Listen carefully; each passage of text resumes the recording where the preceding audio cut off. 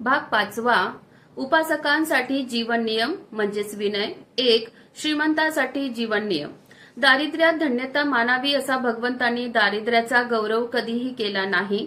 त्याचप्रमाणे दरिद्री माणसांनी आपल्या दारिद्र्यात समाधान मानावे, म्हणजे पुढे त्यांना सारी पृथ्वी लाभणार आहे असे कधीच शिकवले नाही.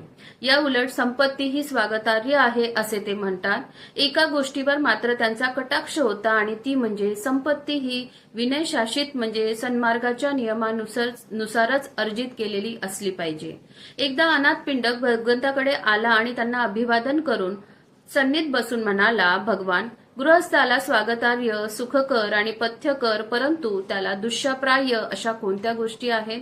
भगवंतांनी उत्तर दिले, ह्या गोष्टींपैकी सन्मार्गाने धन संपादन करणे हे प्रथम आहे. दुसरी गोष्ट म्हणजे आपले आप्तेष्ट सुद्धा सन्मार्गाने धन संपादन करीत आहेत याची काळजी घेणे. तिसरी गोष्ट म्हणजे दीर्घायू होणे. या जगातील स्वागतार्ह, सुखकर आणि पथ्यकर अशा या 3 प्राप्त करण्यास कठीण गोष्टी मिळवताना सद्गृहस्थाने 4 अटी पाळल्या पाहिजेत. ह्या 4 अटी म्हणजे श्रद्धा, सदाचार, औंदार्य आणि प्रज्ञा यांच्या सौभाग्याने संपन्न होणे. श्रद्धारूपी आणि सौभाग्याच्या धनाने संपन्न होण्यासाठी तथागत संबंधीचे यथार्थ असे ज्ञान झाले पाहिजे. ते असे की हे भगवान अरहंत आहेत, सम्यक संबुद्ध आहेत, विद्या व सदाचारण संपन्न आहेत, सुगत आहेत, विश्वाचे इहलोकाचे जाणकार आहेत, अतुलनीय आहेत, ते दुर्दमनीय म्हणजेच मनुष्यांना वळण लावणारे सारथी व देव मनुष्याचे गुरु आहेत असे उमगले पाहिजे. सदाचाराने अथवा शील सौभाग्याने संपन्न होणे म्हणजे हिंसा, चोरी, व्यभिचार, असत्य भाषण आणि सुरापान यापासून परावृत्त होणे. औंदार्य रूपी सौभाग्याने संपन्न होणे म्हणजे गृहस्थाने आपले मन कंजूसपणापासून मुक्त करून औंदार्याने आणि मुक्त हस्ताने दान करण्यात आनंद मानाव्यास शिकणे, हात सडळ ठेवावे आणि दुसऱ्यांना सहजपणे दान देता येईल अशी योग्यता त्याच्या अंगी बाणविणे, स्वतः दानधर्म करणे आणि दुसऱ्यांना दान देण्यासाठी प्रेरित करणे. प्रज्ञारूपी सौभाग्याने संपन्न होणे म्हणजे काय? ज्या गृहस्थाने मन हावरेपणा, लोभ, द्वेष, आळस, तंद्री, दुर्लक्ष आणि धांदल यांनी ग्रस्त होते, तो मनुष्य दुष्कृत्य करतो, जे कर्तव्य केले पाहिजे त्याकडे दुर्लक्ष करतो आणि अशा रीतीने सुख व सन्मान यांना पारखा होतो. हावरेपणा, लोभ, द्वेष, आळस, तंद्री, दुर्लक्ष, धांदल आणि शंकेखोरपणा हे मनाचे कलंक आहेत.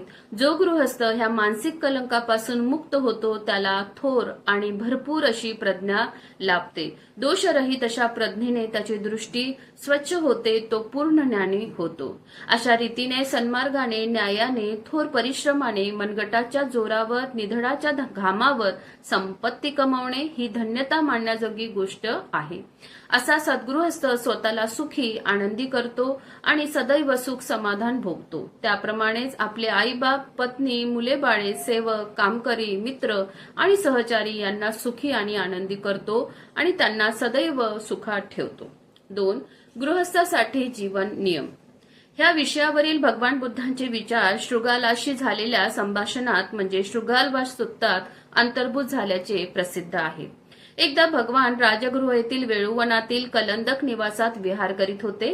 त्या समयी एका गृहस्थाच्या शृगाल नावाचा तरुण पुत्र प्रातःकाळी उठून राजगृहाच्या बाहेर गेला आणि ओल्या केसांनी आणि कपड्यांनी वर हात जोडून पूर्व, पश्चिम, उत्तर, दक्षिण, ऊर्ध्व आणि खालची अशा रीतीने आकाश आणि पृथ्वीच्या सर्व दिशांची पूजा करू लागला.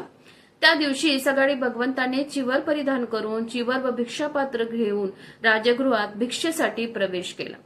6 दिशांची पूजा करणारा शृगाल त्यांच्या दृष्टीस पडला आणि त्याने विचारले, तू सर्व दिशांची पूजा का करीत आहेस? त्यावर शृगालाने उत्तर दिले, माझे वडील मृत्यूशय्येवर असताना मला म्हणाले, मुला, तू आकाश व पृथ्वीच्या सर्व दिशांची पूजा करीत जा. वडिलांच्या आज्ञेचा मान राखण्यासाठी मी अशा रीतीने पूजा करीत आहे. भगवंतांनी त्याला विचारले, परंतु व्यवहारी माणसाकरिता असा धर्म खरा कसा असू शकेल? त्यावर शृगालाने विचारले, याशिवाय व्यवहारी माणसाचा कोणता धर्म असणार आणि जर असेल तर तो भगवंतांनी कृपा करून मला सांगावा. तरुण गृहस्था सावधानतेने ऐक, मी तुला व्यवहारी माणसाचा धर्म सांगतो.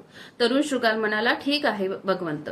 माणसाच्या धर्माने माणसाला दुर्वर्तनापासून परावृत्त होण्यास शिकवले पाहिजे. जीवहत्या करणे, न दिलेले, बलात्काराने न घेणे, व्यभिचार करणे आणि असत्य बोलणे हे 4 दुर्गुण त्याने टाळले पाहिजे.